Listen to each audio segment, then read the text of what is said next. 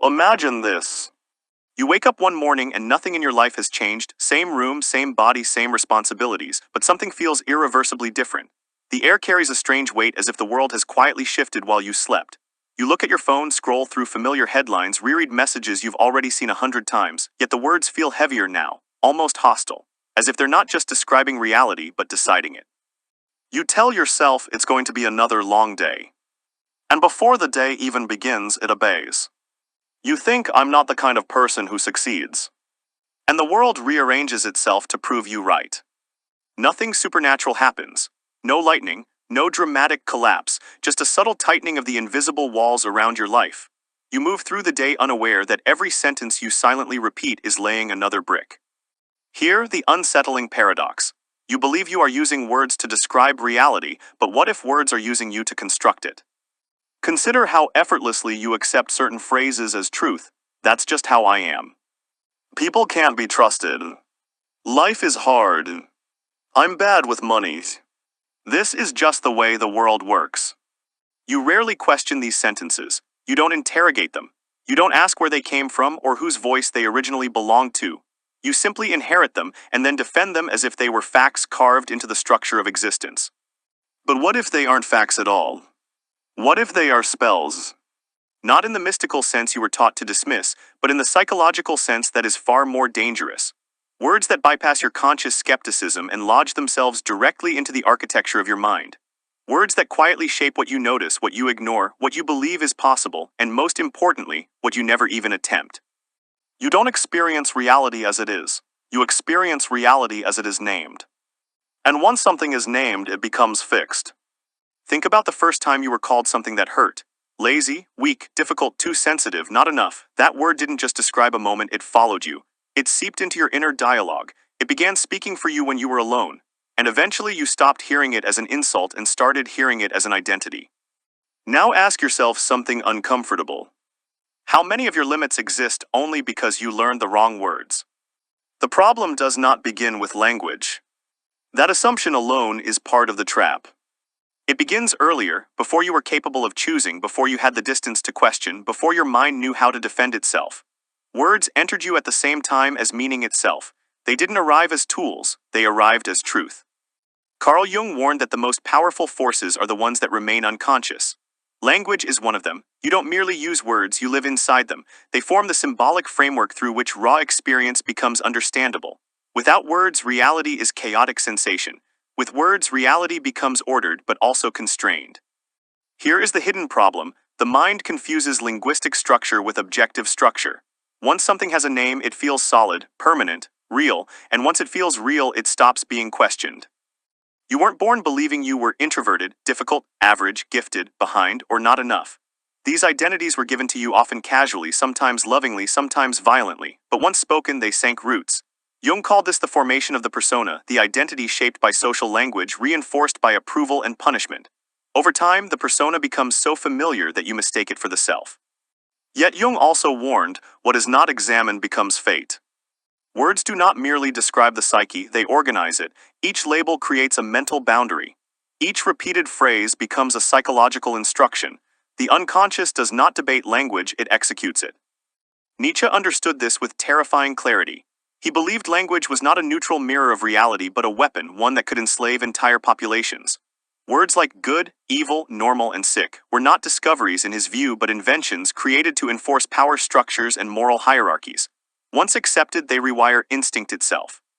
When you say that's wrong, do you know why it's wrong? When you say this is normal, who decided that? When you say I should be further ahead, whose timeline are you obeying? Language does something subtle and devastating. It compresses complexity into certainty, and certainty feels safe. Arthur Schopenhauer believed most human suffering came not from reality itself, but from the interpretation of reality. Language crystallizes interpretation. It freezes experience into conclusions. Instead of feeling sadness, you become a sad. By the time you notice something is wrong, it has already been shaping you for years. That is the danger of linguistic control. It does not arrive as oppression. It arrives as common sense. It feels reasonable. Invisible. You do not feel manipulated, you feel informed.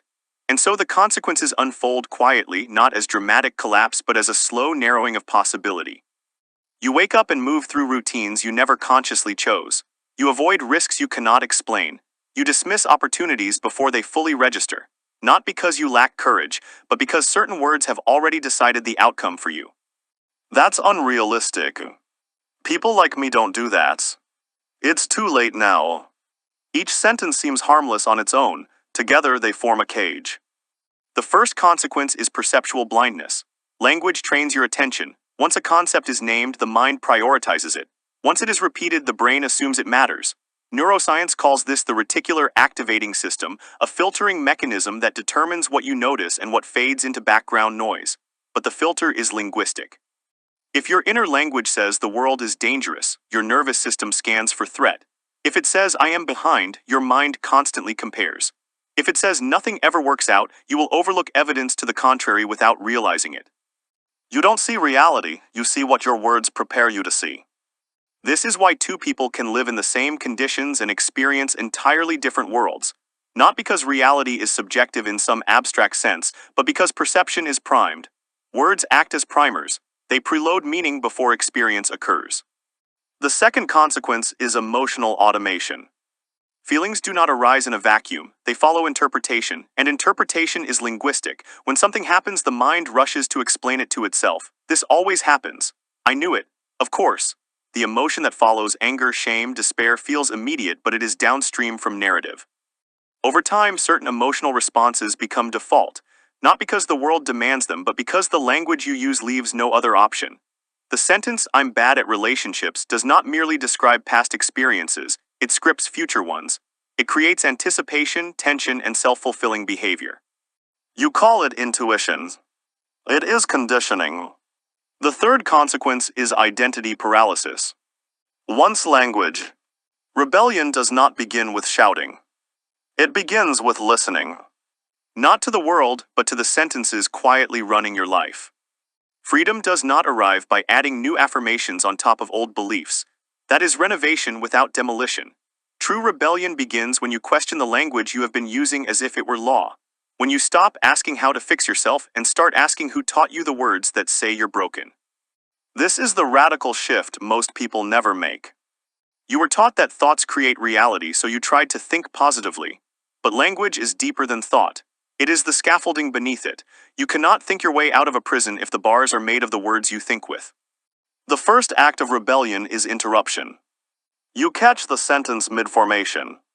I always mess things up. Pause. Not to replace it with optimism, but to question its authority.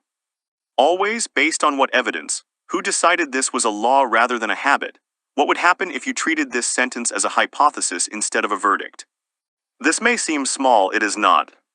The unconscious mind responds not to truth but to certainty.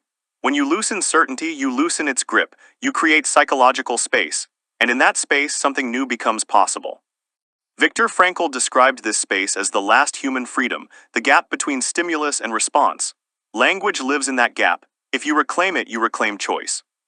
The second act of rebellion is linguistic precision. Notice how often you use absolute words, always, never, everyone, no one. These words create emotional certainty where none exists. They collapse nuance. They flatten experience. Replace absolutes not with positivity, but with accuracy.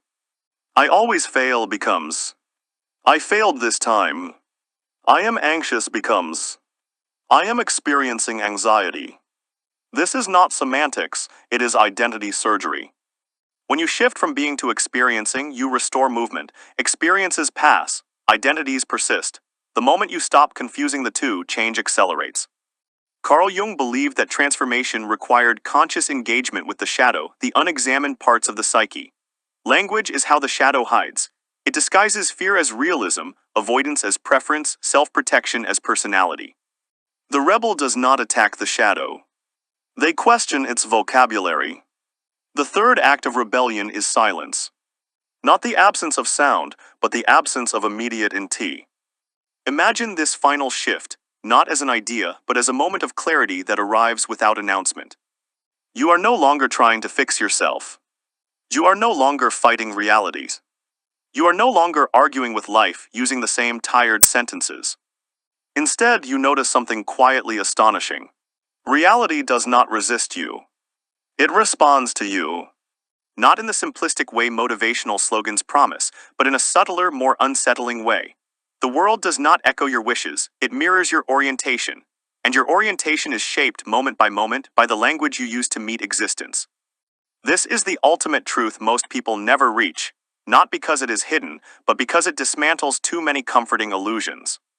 You believed the struggle was external. You believed the obstacle was circumstance. You believed the problem was motivation, discipline, intelligence, luck. But those were surface explanations, words that kept you busy while avoiding something deeper. The real conflict was never between you and the world. It was between you and the story you kept telling about your place in it. Once you see this, past suffering reorganizes itself, not as meaningless pain, but as misinterpretation layered upon experience. Events happened, yes, losses occurred, wounds formed, but suffering multiplied when language froze those moments into identity. You were not broken. You were described as broken. And over time, you learned to speak that description fluently. Here is the revelation that changes everything. Words do not merely describe reality, they create the relationship you have with reality. And that relationship determines how life unfolds. Two people encounter the same failure. One says, "This proves I'm not enough." The other says, "This shows me where to grow." The event is identical, the language is not. And years later, their lives bear no resemblance to one another. Not because one was more positive, but because one chose a language that preserved movement. This is why the deepest freedom is not control, but responsibility, the ability to choose your response by choosing your words. When you stop using language to defend your identity, you begin using it to explore your existence. You no longer need certainty, you no longer need rigid explanations. You allow meaning to emerge rather than forcing it. Jean-Paul Sartre argued that humans are not defined by what happens to them, but by the meaning they assign to it.